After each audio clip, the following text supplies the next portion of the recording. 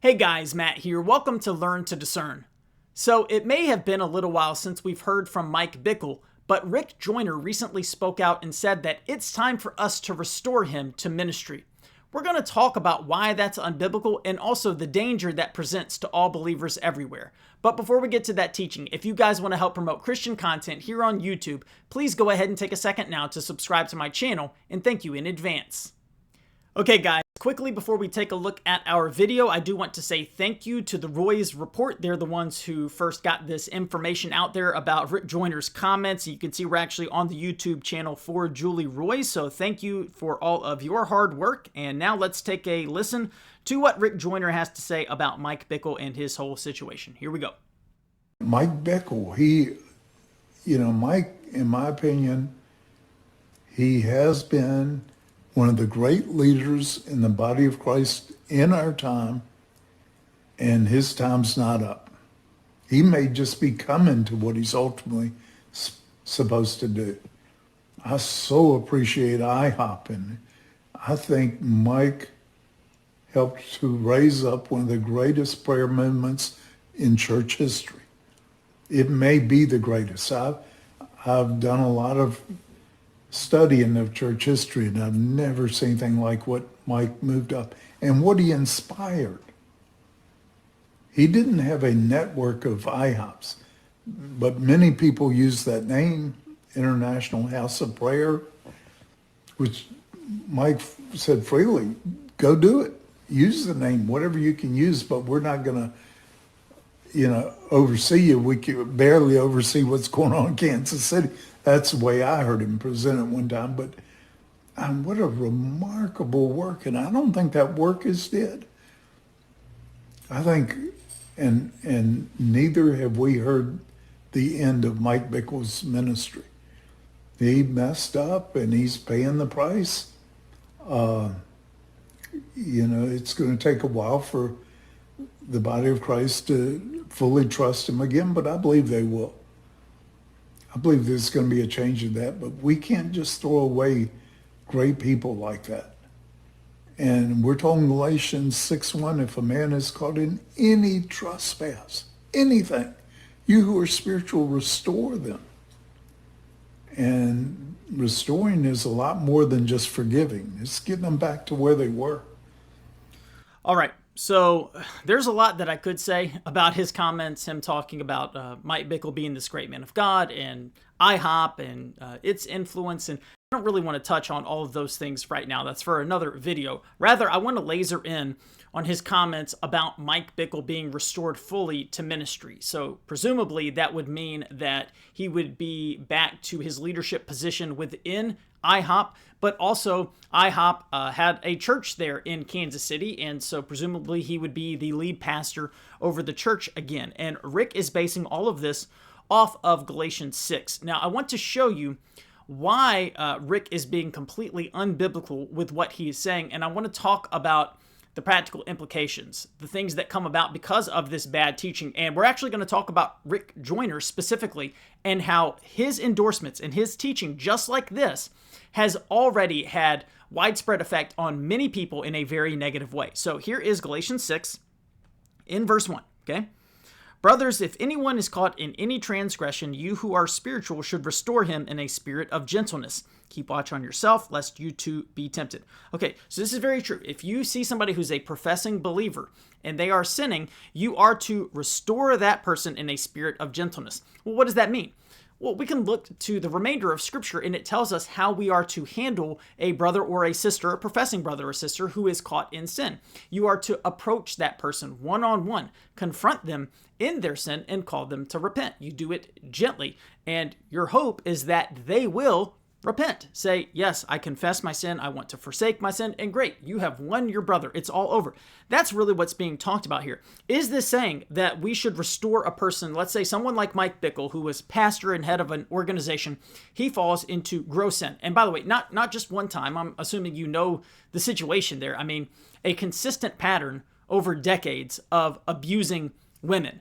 And probably you could say different types of abuse for men and women alike. I mean, so really, really problematic. Does that mean that we should aim to get him back to his position of leadership? No, not at all. How do we know that? Titus chapter 1, okay, and this is one of a couple of places in Scripture that talk about the qualifications somebody must have to serve as an elder. Okay, elder is a term that is used interchangeably with pastor, right? It's talking about somebody who is leading a church. So what does it say? This is why I left you in Crete, so that you might put what remained into order and appoint elders in every town as I directed you. Okay, so what are the qualifications? If anyone is above reproach, the husband of one wife, and his children are believers, and not open to the charge of debauchery or insubordination. For an overseer, as God's steward, must be above reproach. He must not be arrogant or quick-tempered or a drunkard or violent or greedy for gain, but hospitable, a lover of good, self-controlled, upright, holy, and disciplined. He must hold firm to the trustworthy word as taught, so that he may be able to give instruction in sound doctrine and also to rebuke those who contradict it. Okay, so these are the qualifications to serve as a pastor elder in God's church. It does not mean that if you don't pass this test in every single area that you cannot be a believer, but it does mean that you cannot be a pastor or an elder. So if we were to apply this to Mike Bickle, okay, first qualification, you must be above reproach. Guys, if there's anybody who's not going to be above reproach, Mike Bickle would fit that pretty clearly. He has brought tremendous reproach to himself and to the body of Christ. So clearly, he does not meet that qualification. By the way, you have to meet all of these. It's not like a passing grade. You have to meet all of them, okay? What about the husband of one wife? Basically, the idea is you're faithful to your wife. Clearly, that was not the case. What about some of these other ones, such as, is he self-controlled, upright, holy, and disciplined? Well, his actions certainly did not demonstrate that. Was he holding firm to the trustworthy word as taught, so that he can teach sound doctrine and rebuke those who contradict it? I could say you can make a pretty strong case that that was not the case for him there. So regardless of how many areas, and I'm not going to go through all, was he hospitable? Was he this? I don't know. I don't know about all of them. Okay. It's not my job to know all of them, but I can look very clearly and say, oh, okay, Mike Bickle is 100%, according to God's word, not qualified to serve as a pastor or an elder. So can he be restored to that position? No, according to God's word, he cannot be. Now, could he be a part of the body of Christ?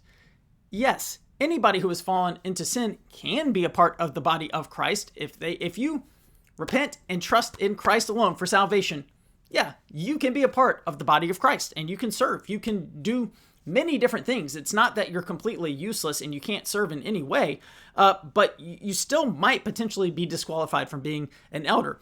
One of the problems with the situation with Mike Bickle is not that I am around him every day. I don't know the ins and outs of what he has done since all of this was made public, but from what we have been able to see, it certainly does not appear like he is demonstrating biblical repentance. When he was confronted on his sin, he semi-acknowledged part of it, but a lot of it was trying to excuse himself, make justifications. He was trying to cover up his sin. He was trying to manipulate other people. He did not own his sin and say, I am grieving over my sin and attempting to make this correct. So we have not even seen signs that he is truly repentant for his sin. So certainly, no, he is not qualified to be serving as an elder. And what you do with this sort of teaching from Rick Joyner, it takes somebody, Mike Bickle, without question. I mean, it has been pretty clearly proven he is a predator. I mean, he is a manipulator. He is an abuser. And you're going to say, we're going to take somebody who has preyed on women, who has abused countless people, and we're going to put them into a position of leadership. Basically, you're creating an environment for the exact same thing to take place. Now we get back to Rick Joyner. This is not the only time that Rick Joyner has spoken in this manner. In fact, by the way, I would point out that when the Mike Bickle information was first coming out, I did a video where Rick was talking about this whole thing was just a big nothing burger. He said it's just a big nothing burger. It's not even that big of a deal. It turns out it was an even bigger deal than many people thought. I mean, some people were like, yeah, this is a big deal, and it was bigger than they thought. So he was wrong on that. But in his past, he has platformed people who are clearly not only false apostles, false prophets, false teachers, but people who have fallen into grievous sin. So Todd Bentley, of course, comes to mind. Todd Bentley is disqualified numerous times over, yet Rick Joyner was taking the forefront and leading the charge and saying, no, we've got to get him back to ministry. Well, guess what? He did get back to ministry after his initial very public fall. And you know what he did? He sinned against a whole bunch more of people. He was doing the same behavior to more people, abusing more people who were under his authority and leadership. And now, even to this day, Rick Joyner recently platformed him again. What you are doing is you are taking people who are dangers to the body of Christ, and you're giving them power in a sphere of influence over others. And so I do want to be clear with my teaching here. You can get off on either side. You can get to a point where you say, anybody falls into sin once and we're just going to discard them and have nothing to do with them. That clearly is not the case. We all sin. All have sinned and fall short of the glory of God. Even as believers, we sin. And so if we confront somebody in their sin and they acknowledge it, they confess, and they forsake it, we are to welcome them back as a brother or sister. And they can serve in many different ways. They can do ministry within the church. However, we also have to look to God's word and what he says about somebody serving in certain positions of leadership. And there are clear qualifications. And we can't say, well, I'm just going to make exceptions for certain people because I like them. Because what you do is you put people who are clearly demonstrating that they don't have the character to be trusted with such power, and you're giving them all that power. You know, what's that saying? It's the absolute power corrupts and power corrupts absolutely. I don't know, corrupts absolutely. I don't know what the saying is, but you know what it is. And this is the idea. You don't want to take somebody who's already corrupt in certain ways and give them more power and more influence over other people. So guys, we just want to come back to the word of God. We want to be people who are gracious and merciful, but we need to understand that God is the one who put these qualifications in place. God is the one who gave us Matthew 18, the steps we are to take with church discipline. God is the one who gave us all of these things. So it's not being unloving or unkind to say we're going to take God's principles and we're going to apply them practically. And in fact, I wish that's what we would see more people doing in the body of Christ. All right, guys, I hope today's video was helpful to you. If it was and you want to help get content like this out to more people on the internet, please take a second now to subscribe to my channel. Thank you so much for watching, and until next time, God bless.